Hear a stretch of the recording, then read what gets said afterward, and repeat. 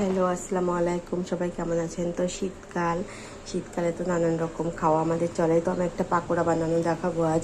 এটা হচ্ছে বাঁধাকপির পাকোড়া। বাঁধাকপিগুলোকে আমি এই যে 8 ভাগে ভাগ করে নিয়েছি। 10 পিসও করা যায়।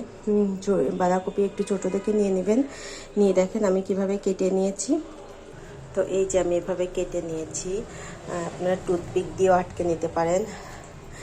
তো আমি এখানে নিয়ে নিয়েছি বেসন। আমার যতটুকু বেসন লাগবে, 1 কাপ বেসন, হাফ কাপ চালের গুঁড়া, আদা বাটা, রসুন বাটা, আর একটু জিরা গুঁড়া, মরিচের গুঁড়া, হলুদ গুঁড়া, সব কিছু দিয়ে, ধনিয়া গুঁড়া, আমি সব কিছু দিয়ে একটা কাঁচা লঙ্কা আর কুচি আর পেঁয়াজ কুচি সব কিছু দিয়ে আমি এটাকে একটা ব্যাটার তৈরি করে নেব। নুন আর হালকা চিনি। তো দেখুন ব্যাটারের ঘনত্বটা ঠিক এরকমই হবে। আর আমি বাঁধাকপিতে কোনো রকম নুন দেইনি, তাই আমি ব্যাটারে একটু নুন একটু বেশি করে দেবেন, মানে আপনার টেস্ট অনুযায়ী নুনটা দিয়ে দেবেন। আসলে ব্যাটারটা যত সুন্দর করে ফাটাবেন আপনার মানে পাকোড়াটা বেশি সুন্দর হবে।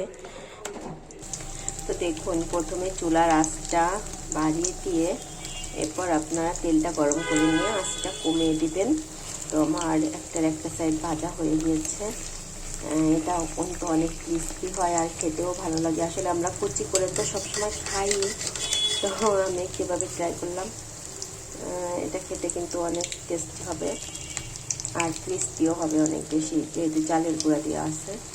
আর একটা টিপস, যখনই চুলা থেকে কোনো ভাজাভুজি তুলবেন তখন চুলার আঁচটা একটু বাড়িয়ে দিয়ে তুলবেন, তাহলে আর এটার ভিতরে কোনো তেল থাকবে না।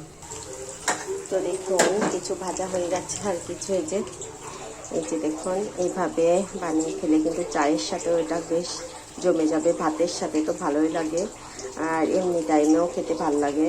তো আপনারা এভাবে তৈরি করতে পারেন। আপনারা কমেন্টে জানাবেন যে কেমন হলো। দেখুন আমি কতটা ক্রিস্পি হয়েছে, আমি একটু দেখিয়ে দিচ্ছি।